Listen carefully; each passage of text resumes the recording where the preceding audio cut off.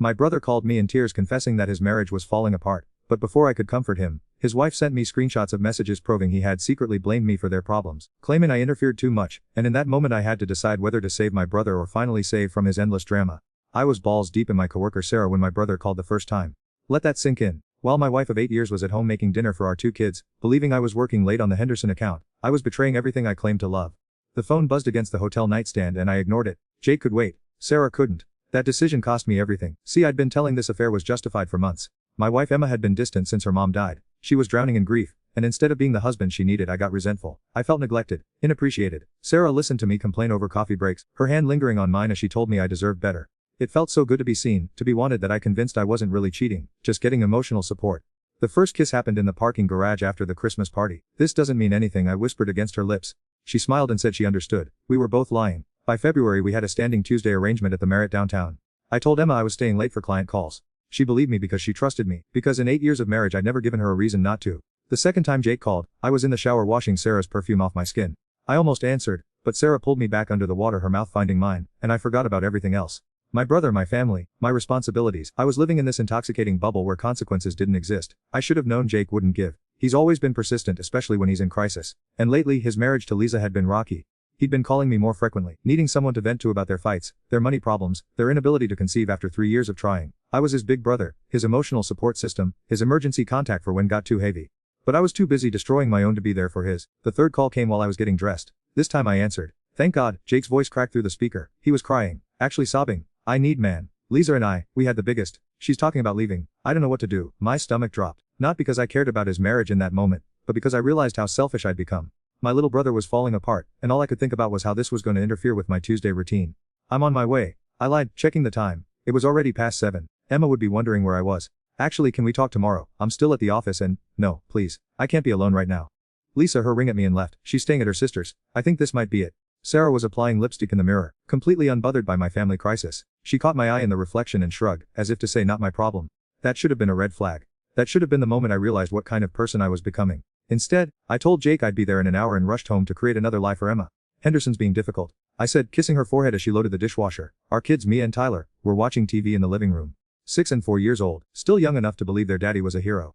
I have to go help Jake with something work stuff. Emma paused, a plate halfway to the rack. On a Tuesday night, and why would Jake need help with work stuff? I scrambled. It's complicated. Business partnership then. Know how he gets when he's stressed. She nodded, but I saw something flicker in her eyes. Doubt maybe, or just exhaustion. She'd been carrying the weight of everything while I lived my double. Managing the kids, the household, her grief, and a husband who was increasingly absent and increasingly irritable. Don't be too late, she said quietly. Tyler asked 3 times today when be home to read with him. The guilt hit me like a physical, but I pushed it down. I was good at that by then. Good at compartmentalizing, at justifying, at making other people responsible for my choices. Emma was distant, so I cheated. Jake needed me, so I had to go. Tyler wanted attention, but kids are resilient. I was a master of rationalization. I found Jake at his house, sitting on the front steps with it in his hand and tears streaming down his face. He looked like he'd aged 5 years since I'd seen him 2 weeks earlier. She said I blame everyone else for our problems. He said without looking. She said I never take responsibility for anything. I sat down beside him, and the irony wasn't lost on me. Here I was, Mr. Responsibility, fresh from cheating on my wife to comfort my brother about his marriage problems. What happened? We were fighting about money again. The fertility treatments are expensive, and Lisa thinks we should take a break, maybe consider adoption. I got defensive and said maybe if she wasn't so stressed all the time, her body would cooperate. It was a thing to say. It was a thing to say. But I wasn't exactly in a position to judge. She exploded. Said I always do this, always find someone else to blame. That I blamed her family for not helping us financially, blamed her job for her stress levels, blamed her friends for giving her ideas about our relationship. And then, he took a shaky breath. Then she said the worst part was that I blamed. Like me, she said I constantly complain about not being available when I need. That I make the villain when can't drop everything for my crisis. That I put too much pressure on to fix mightn't. Because it was true, wasn't it? Jake did lean on me heavily. Had since we were kids. Our parents divorced when he was 12 and somehow I became his emotional anchor. Every breakup, every job loss, every existential crisis he called me first. And lately I'd been resenting it. She's not wrong, he continued, his voice barely a whisper. I do that. I turn into this perfect brother who's supposed to solve everything, and then I get mad when can't. Like tonight, or probably missing dinner with family because I couldn't handle being alone for one night. The guilt was suffocating now. Because he was right, and because I wasn't missing dinner to help him. I was missing dinner because I'd been another woman. It's okay. I said the words tasting like ash. That's what brothers do. But it wasn't okay.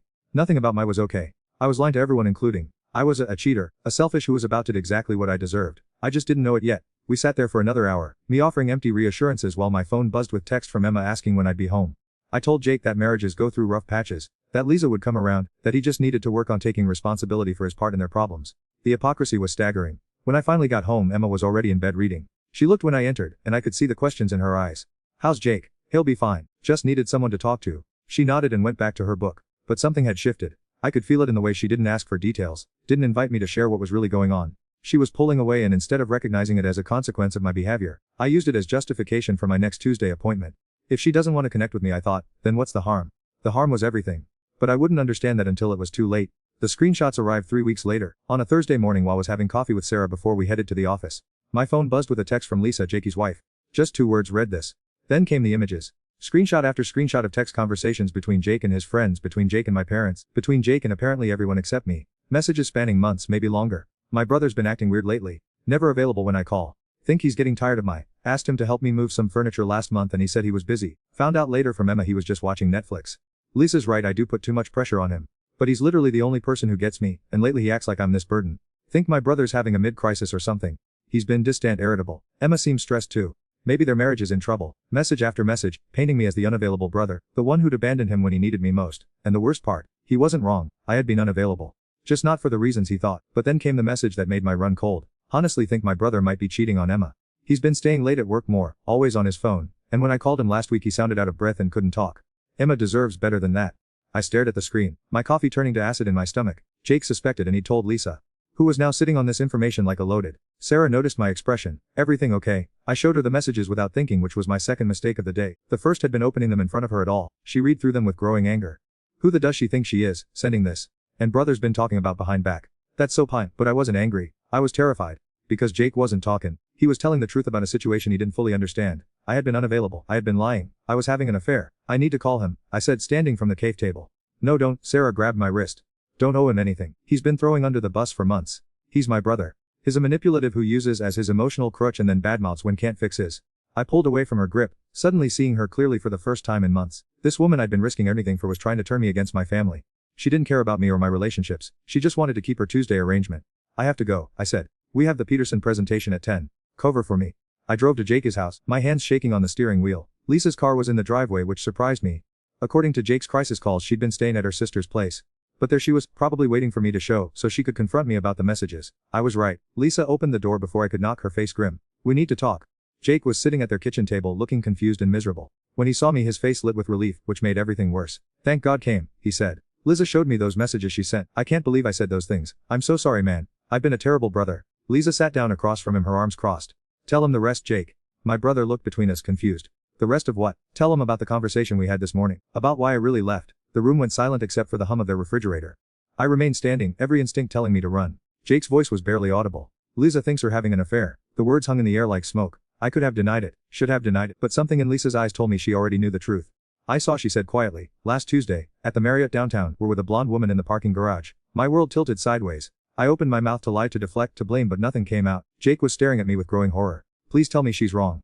I looked at my little brother, this man I'd protected and supported his entire, and I couldn't form the words. The silence stretched between us until it became its own confession. "Oh my God," Jake whispered.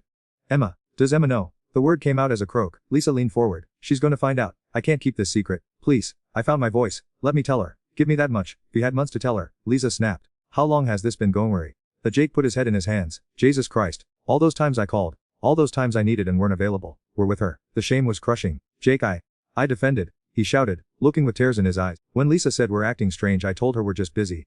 When she said maybe didn't care about our problems anymore, I said we're the best brother in the world. I made excuses for. I know. I blame for needing too much from. I thought I was the problem. We're not the problem. We're never the problem." Then why? His voice broke. "Why would do this? Emma loves. She's been struggling since her mom died, and instead of helping her, God, how could?" I didn't have an answer. Not one that would make sense to anyone, including, how to explain that away everything good in because someone else paid attention to. How to admit that chose momentary pleasure over the people who love most. I said, "I so badly." Lisa stood. "I'm calling Emma." "Wait," panic flooded my system. "Please. Let me go home. Let me tell her. Give me 2 hours. Why should we? Because she deserves to hear it from me. Not from anyone else." Lisa looked at Jake, who was staring at the table like it held answers to questions he didn't want to ask. 1 hour, she said finally.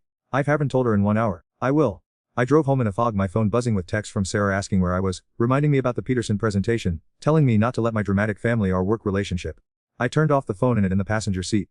Emma was in the garden when I pulled, planting flowers with the kids. It was such a perfect domestic scene that I sat in the car for 5 minutes, just watching them. Mia was helping with the small plants while Tyler dug holes with a plastic shovel. Emma was laughing at something Tyler said, her face bright with genuine joy for the first time in months. I was about to destroy all of it. Daddy, Mia ran to me when I got out of the car. Look what we planted. I picked her, holding her tight, breathing in her little girl smell of sunshine and dirt. It's beautiful, sweetheart. Emma looked from where she was kneeling, her smile fading when she saw my expression. We're home early. Are okay. Can we talk? Inside. She must have heard something in my voice because she immediately called to the kids. Stay in the backyard, okay? Don't leave the garden. We went into the kitchen, and I watched her wash her hands at the sink, taking my time to memorize everything about this moment. The way her hair caught the afternoon light. The concentration on her face as she scrubbed dirt from under her nails. The wedding ring that still gleamed on her finger. What's wrong? She asked, turning to face me. I need to tell something terrible. Her face went pale. Are sick? Is it cancer? Oh God, is it one of the kids? No, Emma. The words wouldn't come. How to tell someone love that betrayed them in the worst possible way? She was waiting, fear growing in her eyes. I've been having an affair. The words hit her like a physical. She actually stepped backward, her hand reaching for the counter to steady herself.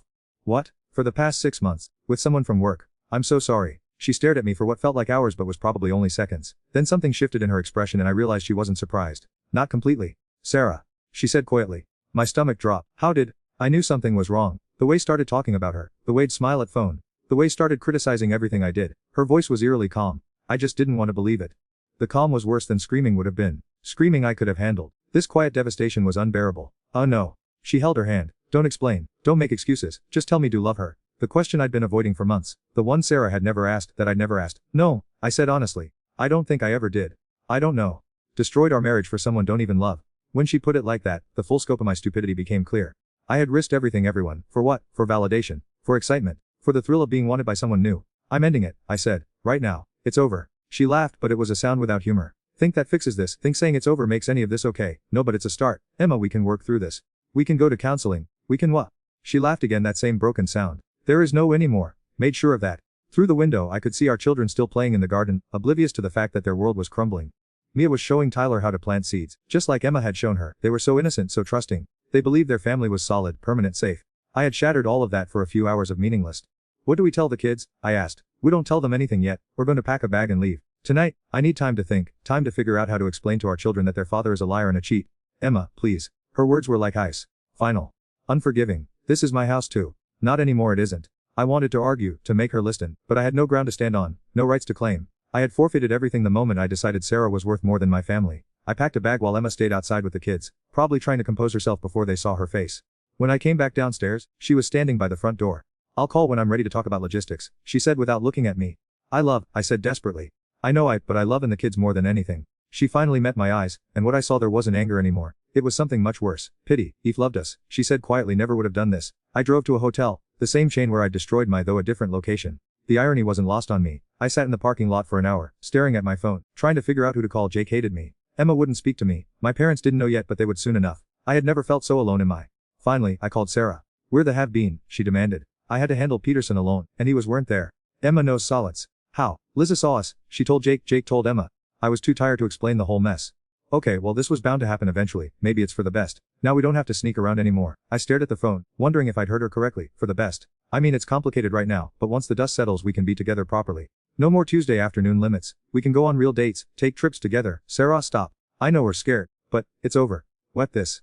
Us, whatever this was, it's over. You're just upset. Once calm down. No, I'm not upset. I'm awake. For the first time in months I'm seeing this clearly. I destroyed my family for, and think it's for the best. I didn't do anything, she said. Made choices. She was right. I had made my choices. Every lie, every Tuesday afternoon, every moment I chose her over them. All my choices. Yes, I did. And now I'm making another one. Don't call me, don't text me. Don't speak to me at work unless it's absolutely necessary. We're done. I hung and turned off the phone. Then I sat in that hotel parking lot and cried like I hadn't cried since I was a child. Not because I'd lost Sarah, but because I'd finally realized what I'd actually lost. My wife, who had trusted me completely. My children, who thought I was a hero. My brother, who had looked to me as entire. My integrity, my self-respect, my future. All of it gone for someone who thought my family's destruction was for the best. But this was only the beginning. The real consequences were still coming. The divorce papers arrived 6 weeks later on a Tuesday. Of course it was a Tuesday. Emma had kept her word about giving me time to talk to the kids, but that conversation went exactly as badly as I'd expect. Mia at 6 didn't really understand why Daddy had to live somewhere else now. She kept asking when I was coming home, when we'd all be together again. Tyler at 4 just cried and asked if he'd done something wrong.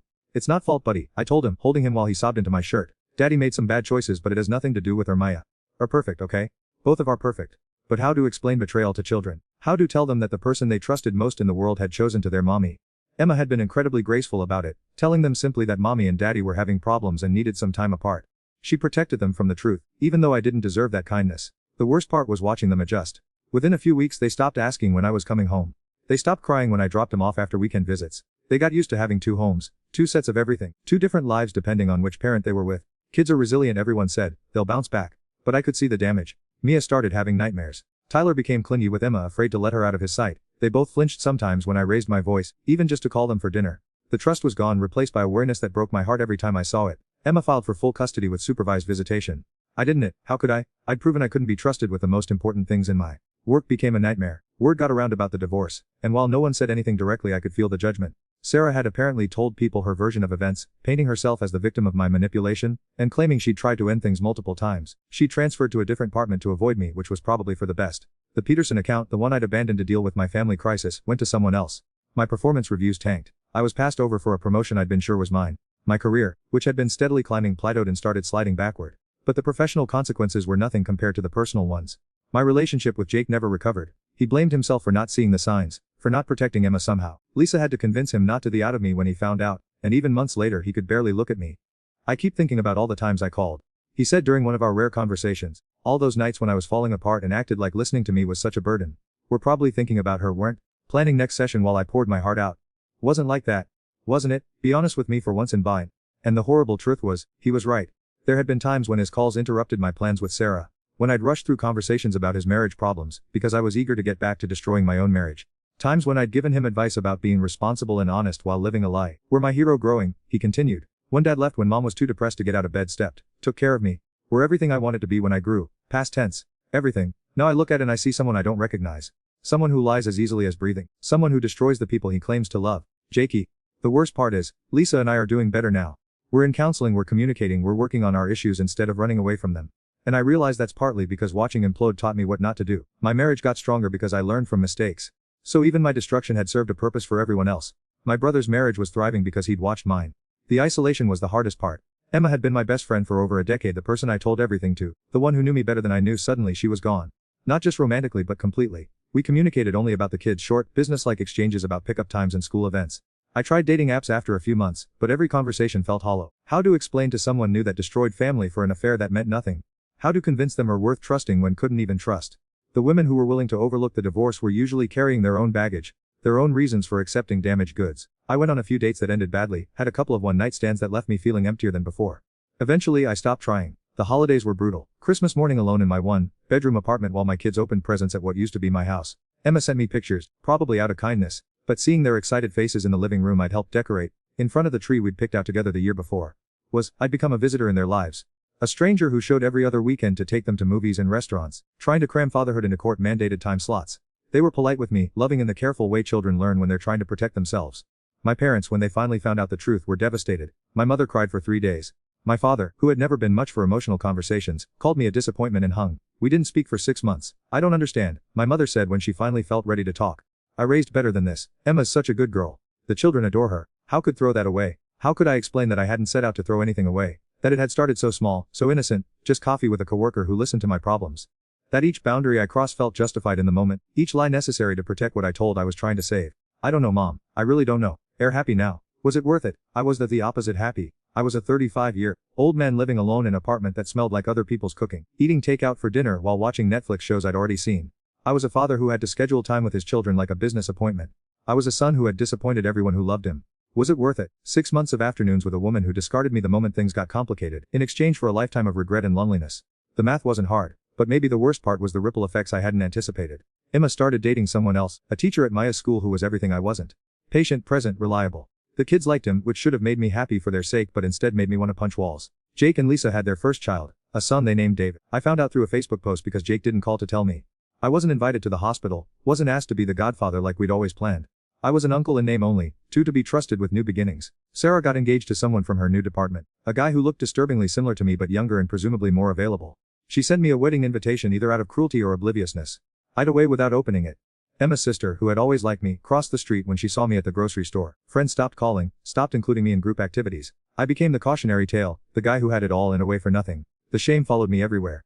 In line at the bank, I'd wonder if the teller knew I was divorced. If she could see the failure written on my face. At parent-teacher conferences I'd sit next to Emma and her new boyfriend, feeling like an imposter pretending to be a real father.